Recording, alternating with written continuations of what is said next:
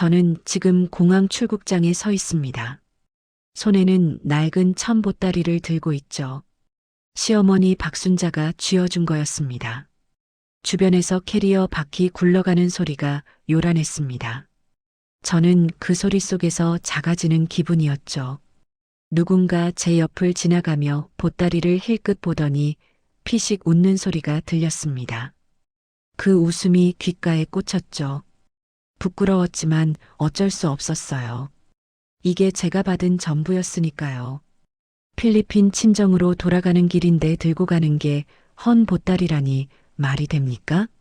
시집 온 지 25년이 넘었습니다. 그동안 친정에 단 한 번도 가지 못했죠. 엄마 목소리는 전화로만 들었습니다. 생일 축하도 명절 인사도 모두 수학이 너머였어요. 이 놀라운 이야기가 궁금하시다면 잠시만 구독 버튼을 눌러주세요.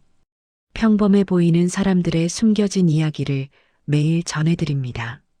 알림 설정까지 해두시면 새로운 이야기를 놓치지 않으실 수 있습니다. 그럼 25년 전으로 돌아가 보겠습니다. 25년 전으로 돌아가 봅니다. 저는 필리핀 마닐라 공항에서 엄마와 작별하고 있었어요. 20살 처음 한국으로 떠나는 날이었죠. 엄마가 제 손을 꼭 잡고 있었습니다. 그 손이 따뜻했어요. 살아오면서 느껴본 것 중 가장 따뜻한 온기였죠. 마리아야, 한국 가서 행복하게 살아야 해. 알았지? 엄마 목소리가 떨렸습니다. 저는 고개를 끄덕였지만 눈물이 멈추지 않았어요. 엄마 손을 놓고 싶지 않았습니다. 비행기에 오를 시간이었어요. 엄마가 제 손을 천천히 놓았습니다. 그 순간 손바닥에서 온기가 빠져나가는 게 느껴졌어요. 돌아서서 걸어가는데 뒤에서 엄마 우는 소리가 들렸죠. 하지만 돌아볼 수 없었습니다. 한국에 도착했을 때 모든 게 낯설었습니다. 인천공항은 너무 컸어요. 사람들이 빠르게 걷는 소리에 눌렸습니다. 저는 작은 가방 하나만 들고 출구에 서 있었죠. 남편 박철수가 마중 나왔습니다. 시어머니 박순자도 함께였어요. 철수가 손을 흔들며 다가왔습니다. 힘들었지? 이리 와. 친절했습니다. 저는 조금 안심했어요. 하지만 시어머니는 달랐습니다. 저를 위아래로 훑어보는 시선이 차갑게 느껴졌죠. 말이 없었어요. 그 침묵이 무거웠습니다. 차를 타고 시골로 가는 동안 창밖으로 낯선 풍경이 스쳐 지나갔습니다. 철수가 말했어요. 우리 집은 좀 시골이야. 근데 공기는 좋아. 저는 고개를 끄덕였지만 시어머니는 계속 앞만 보고 있었습니다. 한참을 달려서 집에 도착했습니다. 대문을 열자 낯선 냄새가 확 밀려왔어요. 마당에 장독대가 있었습니다. 집은 오래되어 보였어요. 시어머니가 방을 보여줬습니다. 여기서 자면 돼. 짐 풀고 나와. 방은 작았습니다. 이불은 낡았어요. 저는 가방을 내려놓았습니다. 작은 한숨을 쉬었어요. 창문 틈으로 바람이 들어오는 소리가 들렸습니다. 차가운 바람이었죠. 저녁이 되자 시어머니가 부엌에서 무언가 끓이는 소리가 들렸습니다. 보글보글 끓는 소리가 복도까지 들려왔어요. 매운 냄새가 코를 찔렀습니다. 식탁에 앉았습니다. 밥과 김치, 김치찌개와 나물이 놓였어요. 먹어. 입에 맞을지 모르겠네. 숟가락을 들었습니다. 김치찌개를 한 입 떠먹는 순간 입안이 확 타올랐어요. 너무 매웠습니다. 눈물이 날 정도로 매웠죠. 하지만 티낼 수 없었어요. 계속 먹었습니다. 입에 안 맞아? 시어머니가 물었습니다. 아니에요. 맛있어요. 거짓말이었습니다. 하지만 그렇게 말할 수밖에 없었죠. 식사가 끝나고 설거지를 했어요. 수도꼭지를 틀자 차가운 물이 쏟아졌어요. 손이 금방 시려왔습니다. 겨울물이었죠. 설거지를 마치고 제 방으로 돌아갔습니다. 이불을 펴고 누웠습니다. 천장을 올려다봤어요. 낡은 천장에 금이 가 있었습니다. 엄마 생각이 났습니다. 필리핀 집은 따뜻했는데 여기는 모든 게 차가웠어요. 시어머니의 눈빛도 저녁 공기도 제 손도 차가웠습니다. 잘 살 수 있을까 그런 생각이 들었습니다. 하지만 그때는 몰랐어요. 이 집에서 25년을 살게 될 거라는 걸요. 해시태그 시퀀스 이 변해가는 남편. 결혼한 지 5년이 지났습니다. 저는 한국 생활에 조금씩 적응하고 있었어요. 하지만 늘 조심스러웠습니다. 이 집이 가난하다는 걸 알았으니까요. 시어머니는 정말 짠돌이었습니다. 시장에 가면 반드시 값을 깎았어요. 어느 날 시장에서 배추를 고르는데 시어머니가 가게 주인에게 말했습니다. 이거 깎아줘요. 안 그러면 안 사요. 가게 주인이 난처해하는 표정을 지어도 시어머니는 물러서지 않았죠. 결국 주인이 한숨을 쉬며 값을 깎아줬습니다. 저는 그 모습을 보며 생각했어요. 가난한 집이니까 어쩔 수 없다고요. 집에서는 전기도 아껴 썼습니다. 저녁이 되면 방 하나만 불을 켰어요. 온 가족이 그 방에 모여 앉았습니다. 겨울에도 보일러를 약하게 틀었어요. 추워서 이불을 2장 덮고 잤습니다. 전기요금 나가는 거 봤어? 물도 아껴 써야 해. 시어머니가 자주 하시는 말이었습니다. 딸 소피아가 태어났습니다. 작고 예쁜 아기였어요. 하지만 병원비 때문에 시어머니 얼굴이 굳었습니다. 병원비가 이렇게 많이 나와? 출산 후 몸조리도 제대로 못했습니다. 산후조리원은 꿈도 못 꿨죠. 집에서 쉬면서 밭일도 도왔어요. 아기를 업고 밭에 나가는 날도 많았습니다. 철수는 착했습니다. 처음 5년 동안은요. 밭일 끝나면 같이 저녁을 먹었어요. 소피아를 안아주기도 했습니다. 마을 사람들 앞에서 저를 소개할 때도 자랑스러워했어요. 우리 마누라예요. 필리핀에서 왔어요. 하지만 10년쯤 지나면서 뭔가 달라지기 시작했습니다. 농한기가 되면 철수는 마을 친구들을 만났어요. 마을회관 앞 평상에서 소주를 마셨습니다. 처음엔 가끔이었어요. 한 달에 한두 번 정도. 저는 크게 신경 쓰지 않았습니다. 그런데 점점 자주 마시기 시작했어요. 일주일에 1번, 일주일에 2번. 그러다 농한기가 아니어도 마셨습니다. 어느 날 밤 철수가 술에 취해 들어왔습니다. 비틀거리는 발소리가 대문 밖에서부터 들렸어요. 문을 열고 들어오는데 소주 냄새가 확 풍겼습니다. 마리아.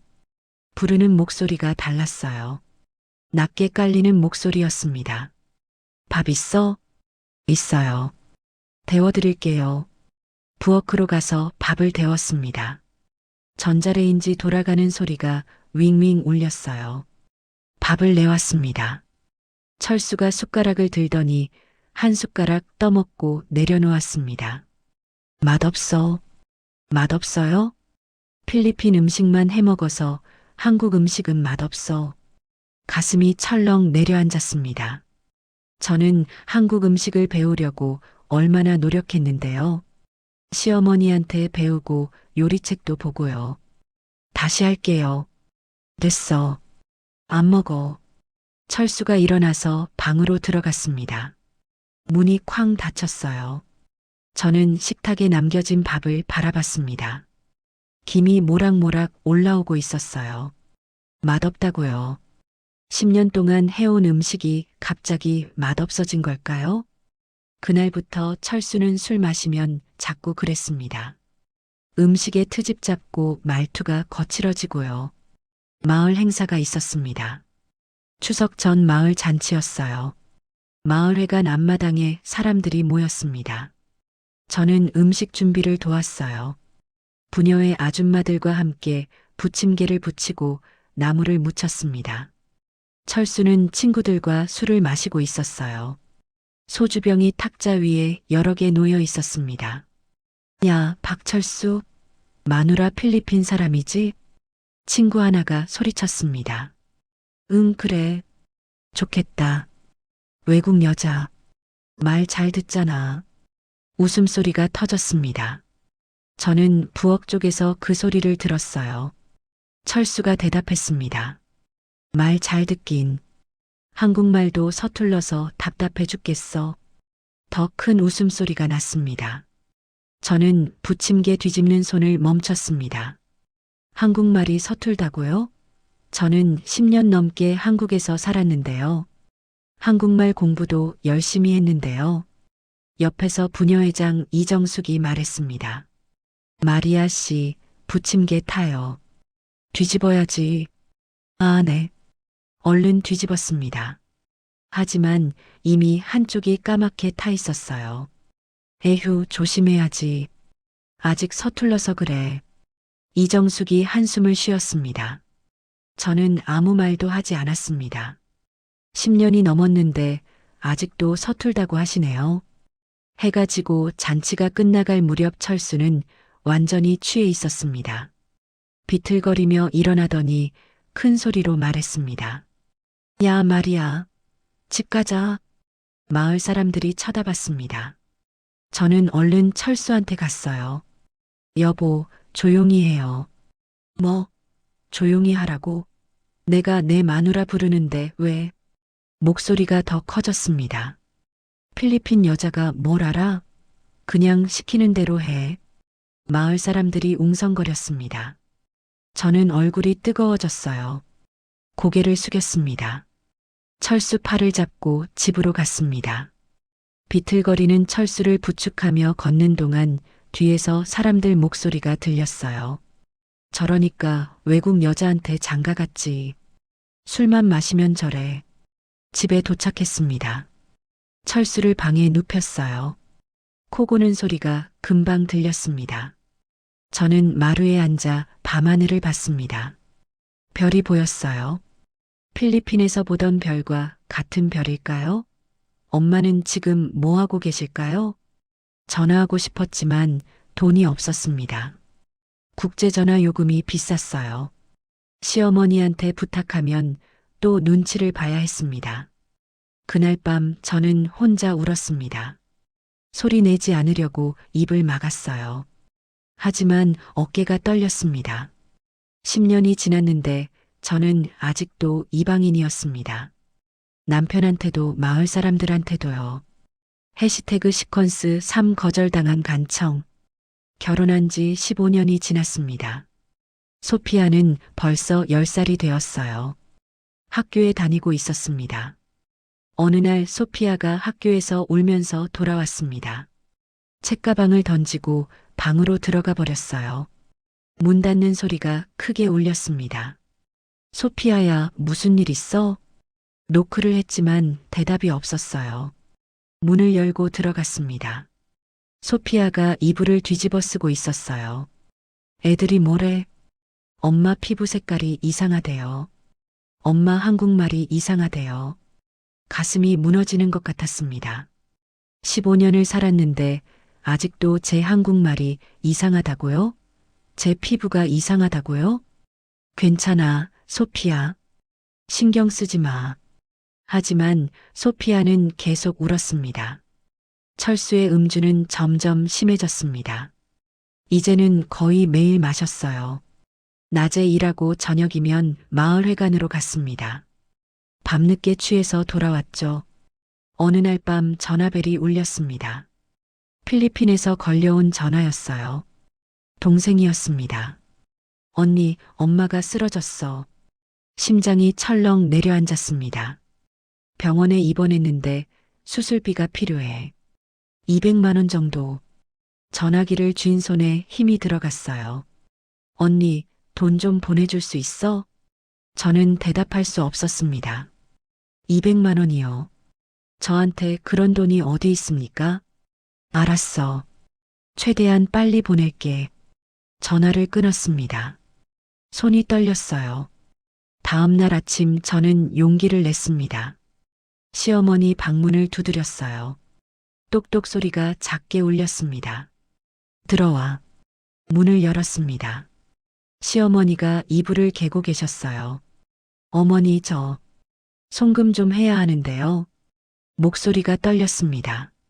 얼마? 200만 원이요. 엄마가 아파서 병원에 계세요. 시어머니가 저를 봤어요. 표정이 굳었습니다. 200만 원? 그런 돈이 어디 있어? 그럼 조금이라도. 시어머니가 서랍을 열었습니다. 그 안에서 돈을 꺼냈어요. 10만 원이었습니다. 이것도 많이 준 거야. 우리도 여유 없어. 10만 원을 받았습니다. 손이 떨렸어요. 이걸로 뭘 하라는 걸까요? 고맙습니다. 말했지만 목소리가 나오지 않았습니다. 방에서 나왔습니다. 복도에 서서 10만 원을 내려다봤어요. 눈물이 날 것 같았지만 참았습니다. 그날 오후 저는 동네 슈퍼에 갔습니다. 필요한 물건을 사러요. 문을 열고 들어가는데 벤치에 아줌마들이 모여 앉아 있었어요. 이장 부인 김옥순과 이정숙이었습니다. 마리아 씨 왔네. 김옥순이 저를 봤습니다. 안녕하세요. 인사하고 물건을 고르기 시작했어요. 라면과 계란을 바구니에 담았습니다. 뒤에서 대화 소리가 들렸어요. 작은 목소리였지만 제 귀에는 들렸습니다. 저번에 들었는데 박순자가 땅이 많대. 맞아. 남편 돌아가시고 땅이랑 논 다 받았다면서. 심장이 빠르게 뛰었습니다. 시어머니가 땅이 많다고요?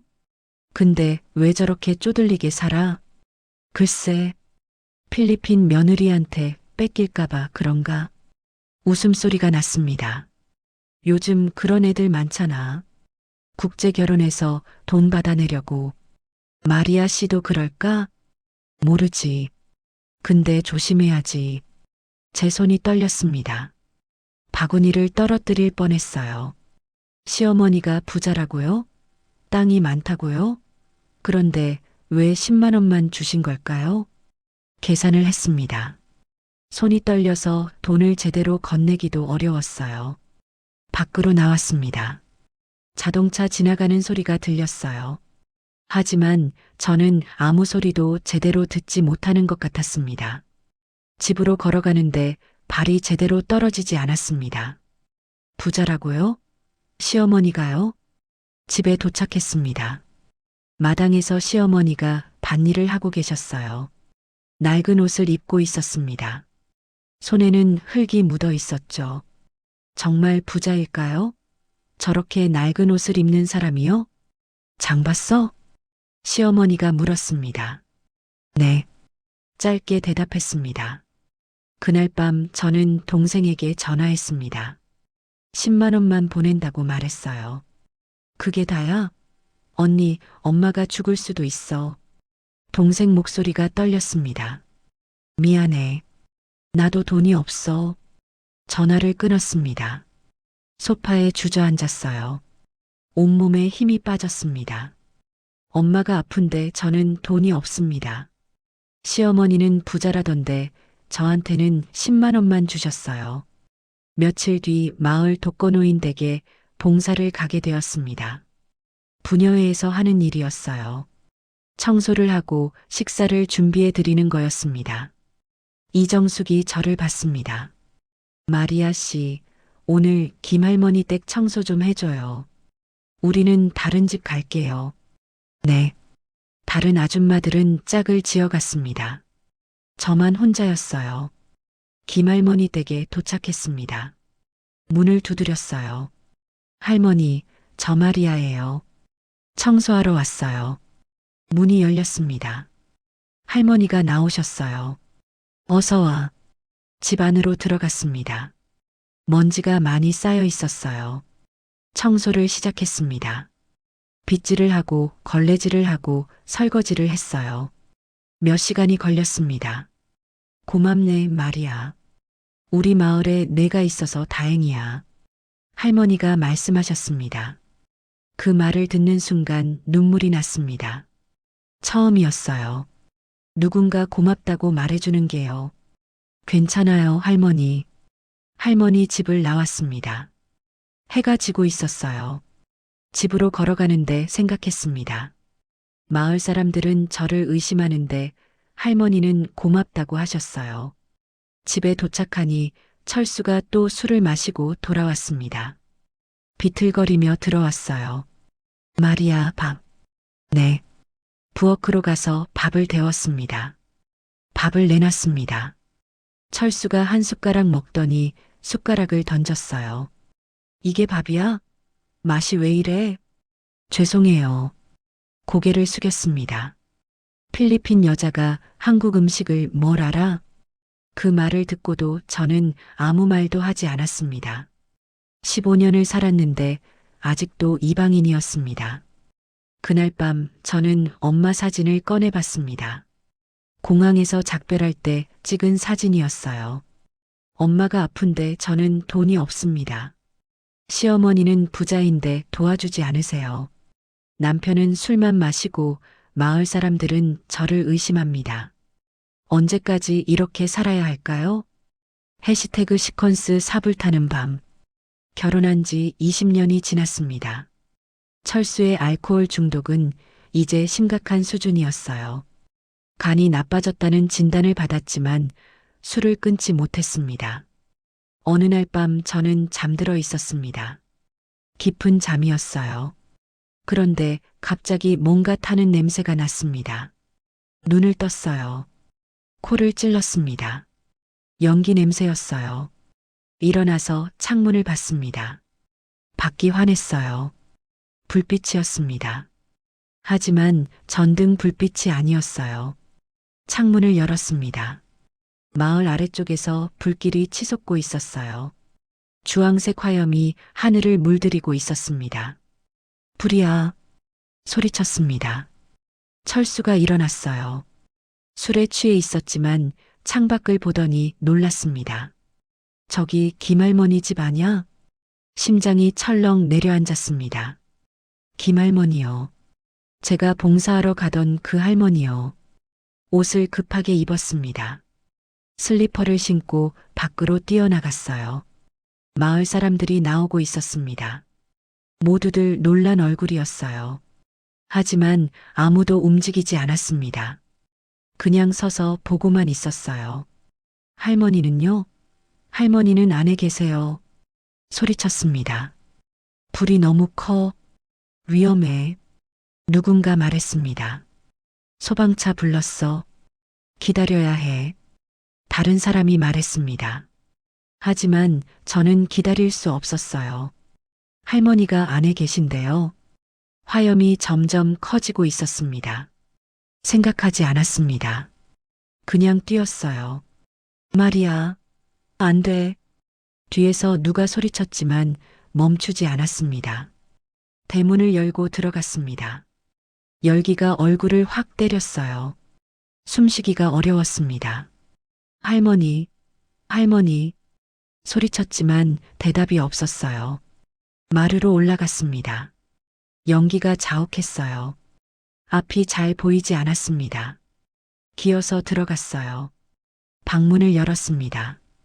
할머니가 바닥에 쓰러져 계셨어요. 할머니, 다가가서 할머니를 흔들었습니다.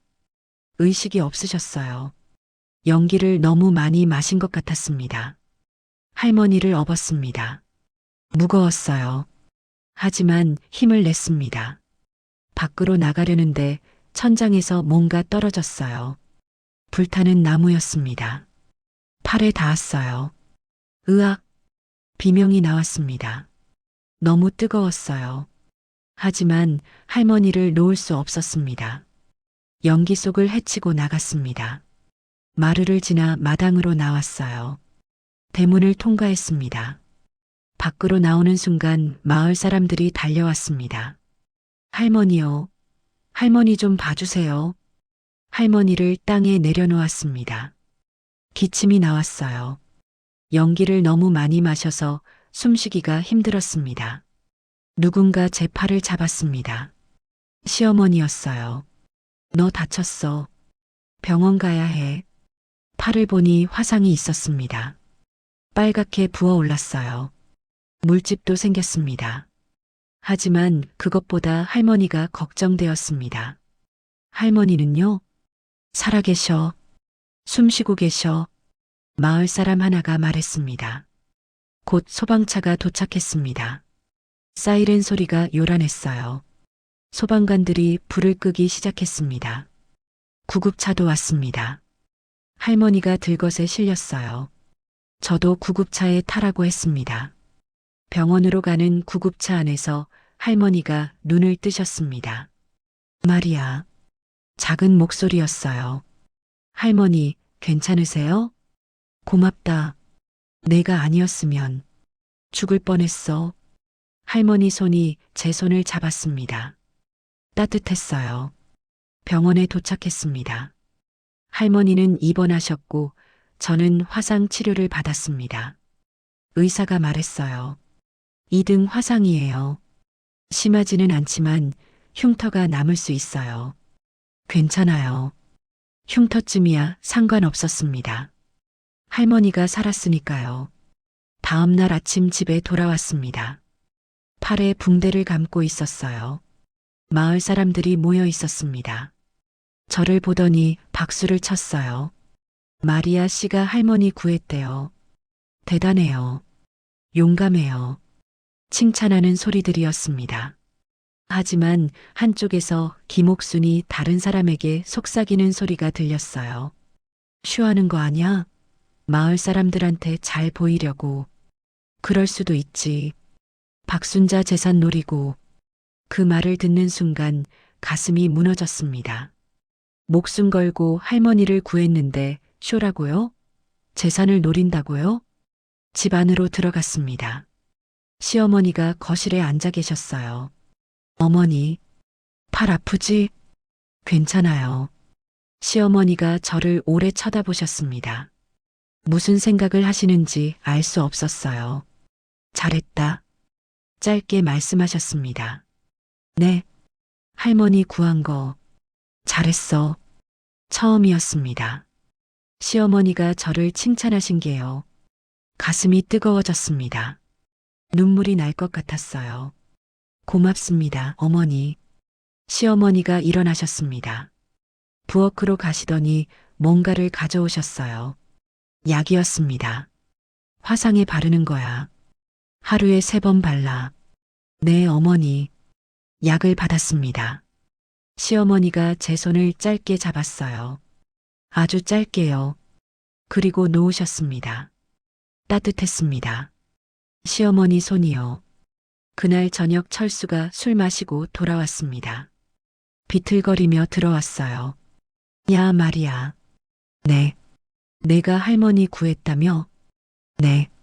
뭐하러 그런 짓을 해? 위험한 거 모르냐? 할머니가 안에 계셨어요. 그래도 그렇지. 너라도 다치면 어쩌려고? 철수가 소리쳤습니다. 하지만 그 목소리가 이상했어요. 화난 것 같기도 하고 걱정하는 것 같기도 했습니다. 미안해요. 됐어. 그냥 다음부터는 조심해. 철수가 방으로 들어갔습니다. 저는 그 자리에 서 있었어요. 남편이 걱정한 걸까요? 술에 취해서도요?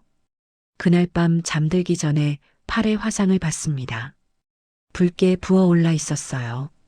흉터가 남을 거라고 했죠. 하지만 괜찮았습니다. 할머니가 살았으니까요. 창밖을 봤습니다. 별이 보였어요. 20년을 살면서 처음이었습니다. 누군가 저한테 고맙다고 한 게요. 누군가 제가 잘했다고 한 게요. 마을 사람들은 의심하지만 할머니는 고마워했어요. 시어머니는 처음으로 칭찬하셨어요. 조금씩 달라지는 것 같았습니다. 하지만 저는 아직 몰랐습니다. 곧 더 큰 일이 벌어질 거라는 걸요. 시퀀스 5 이별의 시간. 화재 사건 후 몇 달이 지났습니다. 제 팔의 화상은 아물었지만 흉터가 남았어요. 붉은 자국이 선명하게 남아 있었습니다. 김할머니는 회복하셨어요. 가끔 제 집에 오셔서 김치를 나눠주셨습니다. 고맙다는 말씀을 계속하셨어요. 하지만 철수는 더 나빠졌습니다. 어느 날 철수가 병원에서 돌아왔어요. 얼굴이 창백했습니다. 강경하래. 짧게 말했습니다. 뭐라고요? 의사가 그러는데 계속 술 마시면 위험하대. 심장이 철렁했습니다. 그럼 술 끊어야죠. 알아. 하지만 철수는 술을 끊지 못했습니다. 다음 날도 마을회관에 갔어요. 술을 마시고 돌아왔습니다. 여보, 병원에서 위험하다고 했잖아요. 시끄러워. 내가 알아서 할게. 소리쳤습니다. 저는 아무 말도 하지 못했어요. 몇 달이 지나자 철수가 자주 아프다고 했습니다. 배가 아프다고 했어요. 밥도 제대로 못 먹었습니다. 병원에 다시 갔습니다. 의사가 말했어요. 입원하셔야 합니다. 간이 많이 나빠졌어요. 입원비가 걱정되었습니다. 하지만 어쩔 수 없었어요. 철수가 입원했습니다. 병원비가 하루에 10만 원씩 나갔어요. 일주일이면 70만 원이었습니다. 시어머니한테 말씀드렸습니다. 어머니, 병원비가 얼마나 드는데? 한 달이면 300만 원 정도요. 시어머니 얼굴이 굳었습니다. 그렇게 많이? 네. 알았어. 내가 낼게. 놀랐습니다. 시어머니가 병원비를 내주신다고요? 하지만 며칠 뒤 시어머니가 말씀하셨어요. 마리아야, 내가 돈이 많지 않아. 병원비 일부는 내가 벌어야 할 것 같아. 제가요? 응. 미안하지만. 알겠어요. 저는 일자리를 찾기 시작했습니다. 새벽 공장 일자리가 있었어요. 새벽 5시부터 9시까지 일하는 거였습니다. 지원했습니다. 합격했어요. 다음 날부터 새벽에 일어났습니다. 어두운 새벽 4시 반에 일어나 공장으로 갔어요. 컨베이어 벨트 옆에 서서 제품을 검사하는 일이었습니다. 손이 시렸어요. 공장 안이 추웠습니다. 9시에 일이 끝나면 집에 돌아와 소피아 아침 챙겨주고 학교 보냈습니다. 그리고 병원에 갔어요. 철수를 간병했습니다. 링거를 갈아주고 식사를 챙겨주고 몸을 닦아줬습니다. 저녁에 집에 돌아와 저녁을 만들고 시어머니 식사 챙겨드렸어요. 그리고 다음 날 새벽을 준비했습니다. 매일 그렇게 살았습니다. 피곤했어요. 너무 피곤했습니다. 하지만 멈출 수 없었어요. 어느 날 공장에서 일하다가 쓰러질 뻔했습니다. 어지러웠어요. 아무것도 못 먹고 일했으니까요. 옆에서 일하던 아줌마가 저를 붙잡아줬습니다. 괜찮아요? 얼굴이 창백해요. 괜찮아요. 고맙습니다. 하지만 괜찮지 않았어요. 점심시간에 그 아줌마가 물었습니다. 무슨 일 있어요? 많이 힘들어 보여요. 남편이 입원했어요. 병원비 때문에. 아이고, 힘들겠네요. 시어머니는 안 도와주세요? 조금은요. 조금만요? 시어머니가 땅이 많다던데? 심장이 뛰었습니다. 여기서도 그 소문을요? 잘 모르겠어요. 에휴, 그래도 며느리가 이렇게 고생하는데. 안 됐네요. 그날 밤 병원에서 철수를 돌보고 있었습니다. 철수가 깨어났어요. 마리아. 네. 미안해. 왜요? 너만 고생시켜서 눈물이 났습니다. 오랜만에 듣는 다정한 말이었어요. 괜찮아요. 나 때문에 새벽 알바까지 하잖아. 다 알아. 괜찮아요. 당신 나으면 돼요. 철수가 제 손을 잡았습니다. 수척한 손이었어요. 사랑해. 저도요. 그게 마지막이었습니다. 다음 날 새벽 병원에서 전화가 왔어요. 철수 상태가 급격히 나빠졌다고요. 달려갔습니다. 시어머니와 소피아도 왔어요. 철수는 의식이 없었습니다.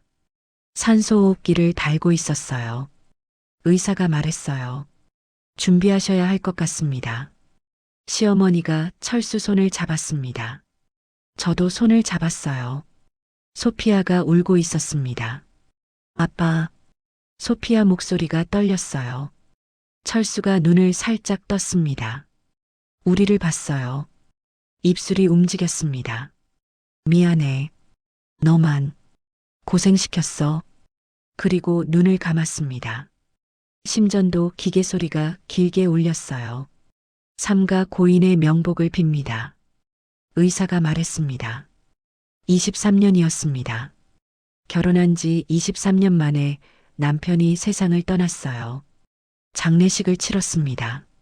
마을 사람들이 왔어요. 조문객들이 줄을 섰습니다. 고생 많았어요. 이제 어쩌려고요?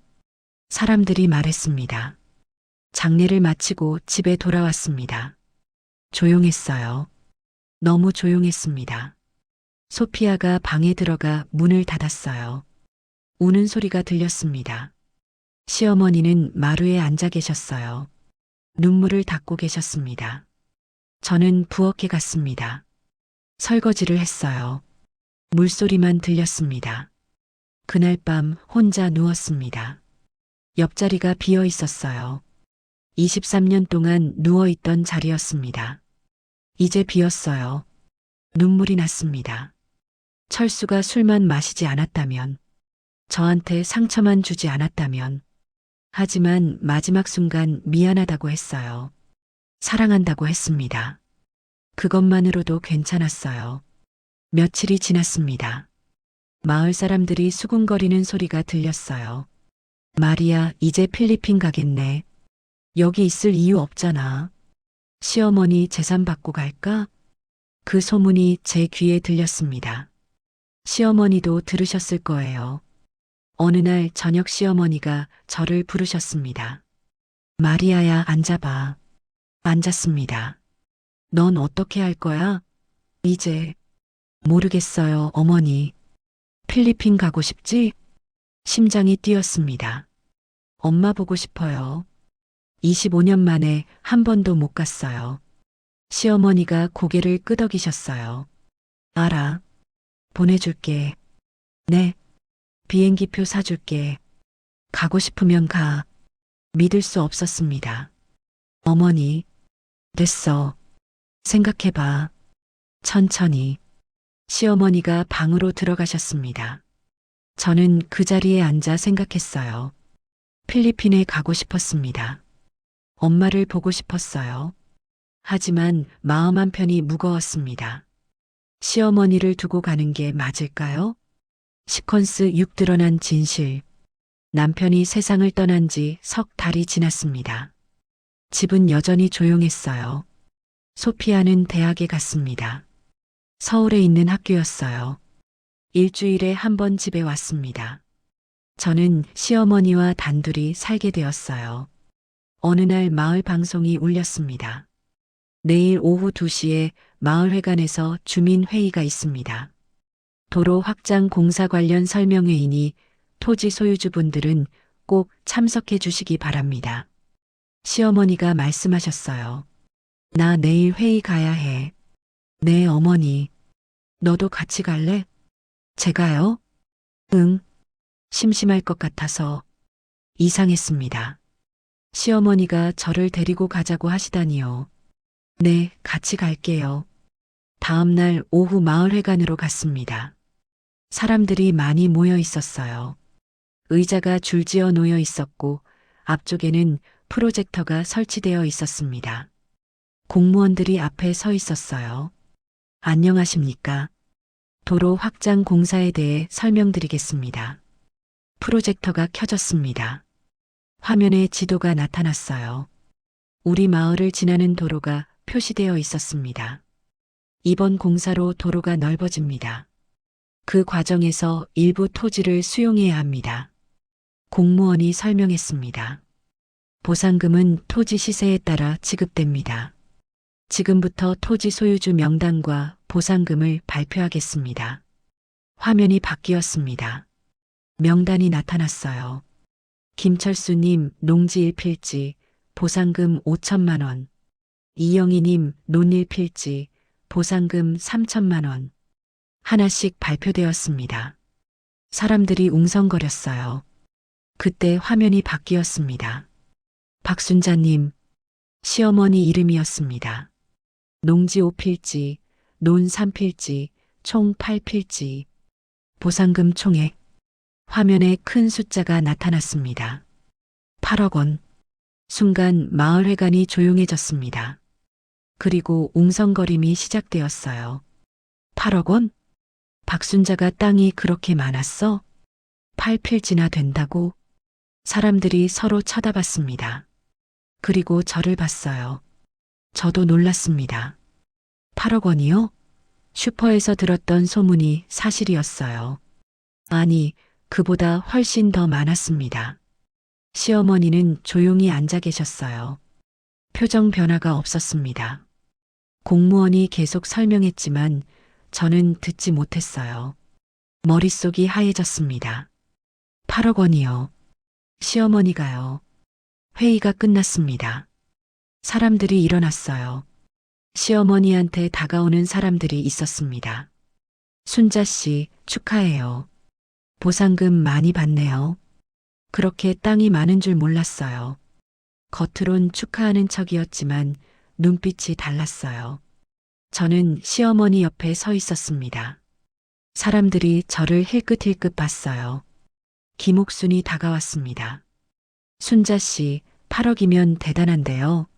마리아 씨도 좋겠네요. 저를 쳐다보는 눈빛이 차갑게 느껴졌습니다.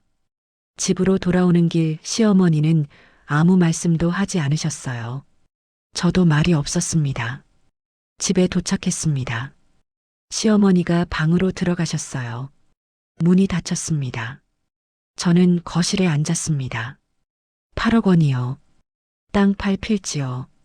그동안 전기를 아끼고 물을 아끼고 시장에서 값을 깎으셨는데요. 병원비도 일부만 내주시고 저보고 새벽 알바하라고 하셨는데요. 8억 원이나 있으셨던 거예요. 왜 숨기신 걸까요? 왜 가난한 척 하신 걸까요? 그날 밤 잠을 잘 수 없었습니다. 계속 생각했어요. 다음 날 아침 슈퍼에 갔습니다. 문을 열고 들어가는데 대화 소리가 들렸어요.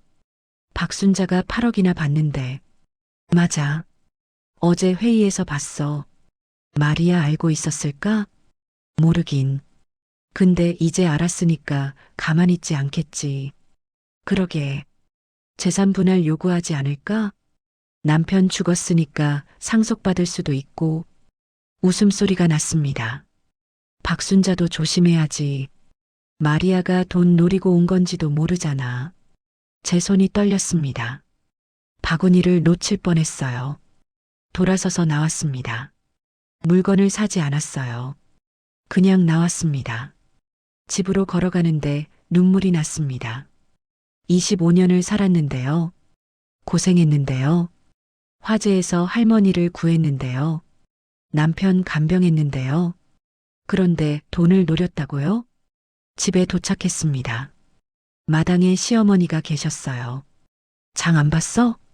사람이 많아서요. 나중에 갈게요. 거짓말이었습니다. 그날 저녁 시어머니가 저를 부르셨습니다. 마리아야. 네, 어머니. 앉아봐. 앉았습니다. 시어머니가 저를 오래 쳐다보셨어요. 어제 회의에서 놀랐지? 네. 미안하다. 숨긴 거 괜찮아요. 괜찮지 않아. 나도 알아. 시어머니가 한숨을 쉬셨습니다. 마을 사람들이 뭐라고 하던? 아니에요. 아무 말도. 거짓말하지 마. 다 들렸어. 내가 돈 노린다고 하던 거. 가슴이 철렁했습니다. 어머니, 그래서 결정했어. 너 필리핀 보내줄게. 네. 마을 사람들이 계속 수군거릴 거야. 내가 여기 있으면 힘들 거야. 하지만 어머니, 비행기표 샀어. 다음 주 화요일 비행기야. 그렇게 빨리요? 응, 빨리 가는 게 나아. 시어머니가 일어나셨습니다. 방으로 들어가시더니 뭔가를 가져오셨어요. 비행기표였습니다. 여기, 너랑 소피아 표야. 소피아한테도 연락했어. 어머니, 저 정말. 됐어. 준비해. 일주일밖에 안 남았어. 시어머니가 방으로 들어가셨습니다. 저는 비행기표를 들고 있었어요. 다음 주 화요일이요. 일주일 후요. 이렇게 끝나는 건가요? 25년이요? 그날 밤 저는 짐을 싸기 시작했습니다. 많지 않았어요. 옷가방 하나면 충분했습니다. 소피아가 주말에 집에 왔습니다. 엄마, 할머니한테 들었어요. 필리핀 간다고요. 응, 다음 주에. 저도 같이 가요. 할머니가 그러래요. 소피아가 저를 안았습니다. 엄마 고생 많았어요. 눈물이 났습니다. 출발 전날 밤이었습니다. 짐을 다 쌌어요. 가방 하나뿐이었습니다. 시어머니 방에서 불빛이 새어나왔어요. 창문 틈으로 보니 시어머니가 뭔가를 준비하고 계셨습니다. 큰 보따리였어요. 천으로 된 낡은 보따리요. 그 안에 무언가를 넣고 계셨습니다. 옷가지인 것 같았어요. 시어머니가 보따리를 묶으셨습니다. 그리고 한참을 그것을 보고 계셨어요. 무슨 생각을 하시는지 알 수 없었습니다. 다음 날 아침이 밝았습니다. 출발하는 날이었어요.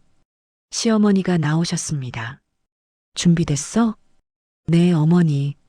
차 준비했어. 내가 공항까지 데려다 줄게. 고맙습니다.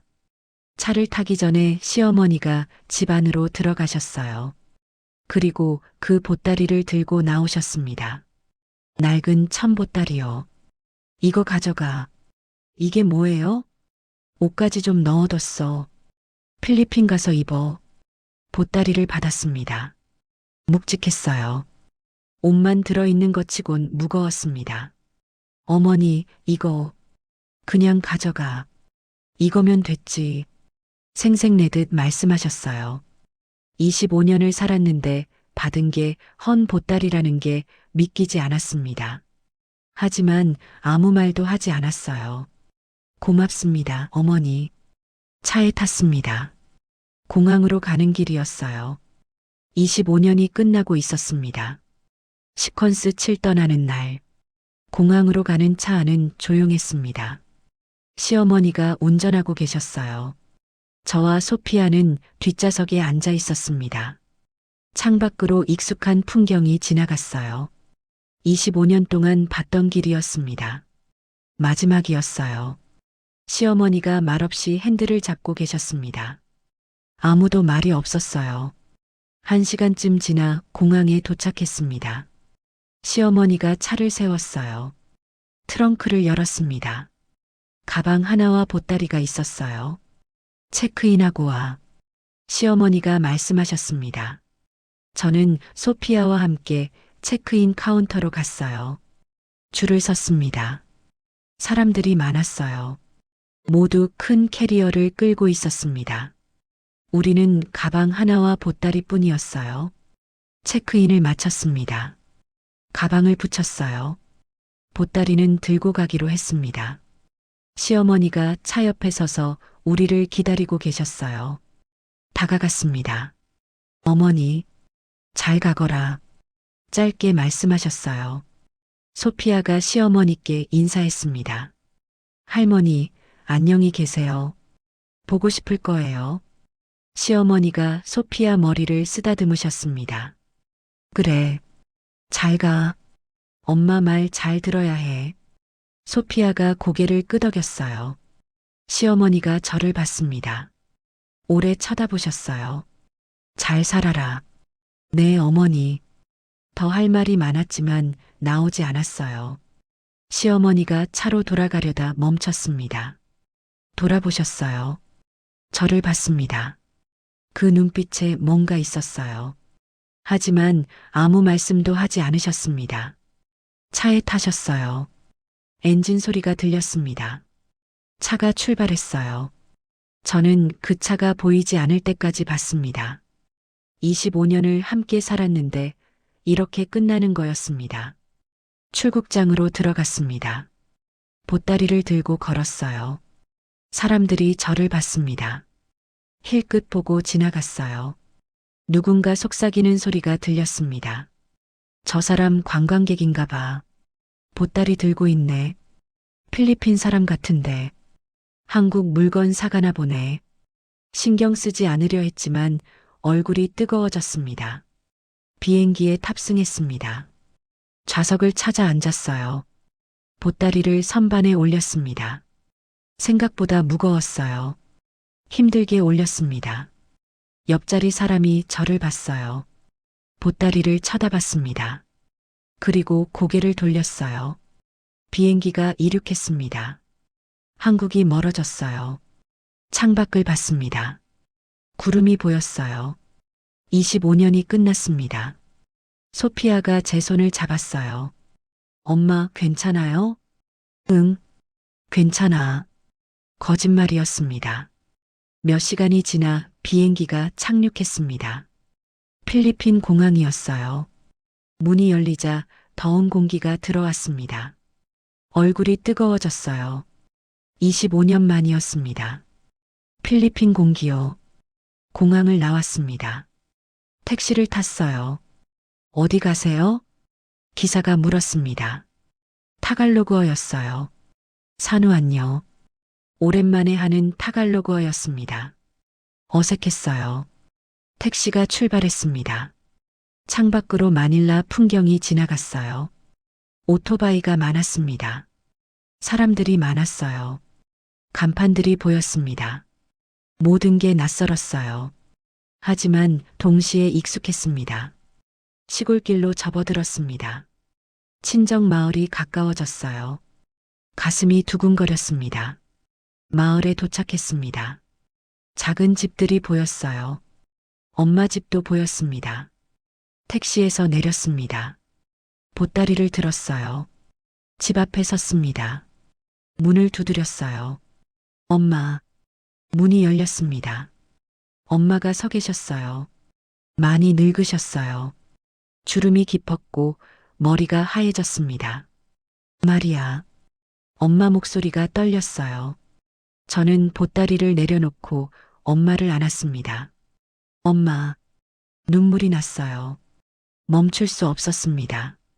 엄마도 오셨어요. 내 딸. 왔구나. 25년 만이었습니다. 엄마 품이었어요. 집 안으로 들어갔습니다. 좁았지만 따뜻했어요. 엄마가 물을 주셨습니다. 앉으라고 하셨어요. 보따리를 구석에 놓았습니다. 저게 뭐야? 엄마가 물으셨어요. 시어머니가 주신 거예요. 뭐가 들었어? 옷가지요. 엄마가 아무 말씀도 하지 않으셨습니다. 그때 밖에서 소리가 들렸어요. 사람들이 오는 소리였습니다. 문이 열렸어요. 동네 아줌마들이 들어왔습니다. 마리아 왔다며? 25년 만이네. 어머, 소피아도 컸네. 대학생이야? 아줌마들이 저를 봤어요. 그리고 보따리를 봤습니다. 저게 뭐야? 한국에서 가져온 거야? 뭐가 들었길래? 25년 살았는데 짐이 그게 다야? 웃음소리가 났습니다. 작게요. 하지만 들렸어요. 시어머니가 주신 거예요. 옷이 들어있어요. 옷? 25년의 옷? 헌 보따리잖아. 헌 옷인가 봐. 또 웃음소리가 났습니다. 한 아줌마가 말했습니다. 한국 시어머니가 아낀다더니 진짜네. 들었어. 마리아가 폭력 때문에 이혼했다며? 위자료도 얼마 못 받았다고 하던데. 25년 살았는데 고작 헌 보따리라니. 옆집 아나 기억해? 한국 갔다가 이혼하고 왔잖아. 맞아. 위자료 1,000만 원에 금반지도 받았는데. 마리아는 뭐 받은 게 있어? 헌 보따리? 웃음소리가 커졌습니다. 엄마가 손을 저으셨어요. 됐어요. 이제 가봐요. 멀리서 와서 피곤할 텐데. 아줌마들이 나갔습니다. 하지만 밖에서도 웃음소리가 들렸어요. 문이 닫혔습니다. 집안이 조용해졌어요. 엄마가 저를 보셨습니다. 괜찮아? 저는 대답하지 못했어요. 엄마가 보따리를 보셨습니다. 마리아야. 25년 살았는데 이게 다야? 엄마 목소리가 떨렸어요. 네, 엄마. 엄마가 한숨을 쉬셨습니다. 고생했다, 우리 딸. 눈물이 또 났습니다. 이거라도 열어봐야 하지 않을까? 그래도 시어머니가 준 건데. 내일 할게요, 엄마. 오늘은 너무 피곤해요. 그래, 쉬어라. 방으로 들어갔습니다. 침대에 누웠어요. 천장을 봤습니다. 25년을 살았는데 받은 게 헌 보따리였습니다. 동네 사람들이 웃었어요. 엄마가 한숨 쉬셨어요. 보따리가 구석에 놓여 있었습니다. 내일 열어봐야 할까요? 아니면 그냥 버릴까요? 20년의 무게가 그 보따리 안에 있는 것 같았습니다. 하지만 저는 아직 몰랐습니다. 그 안에 정말로 25년이 들어있다는 걸요. 시퀀스 8 보따리 안에 진실. 다음 날 아침 일찍 일어났습니다. 엄마와 소피아는 아직 자고 있었어요. 거실로 나왔습니다. 보따리가 구석에 있었어요. 다가갔습니다. 무릎을 꿇고 앉았어요. 보따리를 앞에 놓았습니다. 묵직했어요. 매듭을 풀었습니다. 천천히요. 보따리를 열었습니다. 안을 들여다봤어요. 옷가지들이 보였습니다. 시어머니가 입으시던 옷들이었어요. 하나씩 꺼냈습니다. 낡은 치마, 저고리, 조끼. 시어머니 냄새가 났습니다. 옷을 다 꺼냈어요. 바닥이 보였습니다. 그런데 이상했어요. 천바닥이 두툼했습니다. 손으로 만져봤어요. 뭔가 있었습니다. 천이 이중으로 누벼져 있었어요. 실밥을 찾았습니다. 손으로 조심스럽게 뜯었어요. 바스락 소리가 났습니다. 천,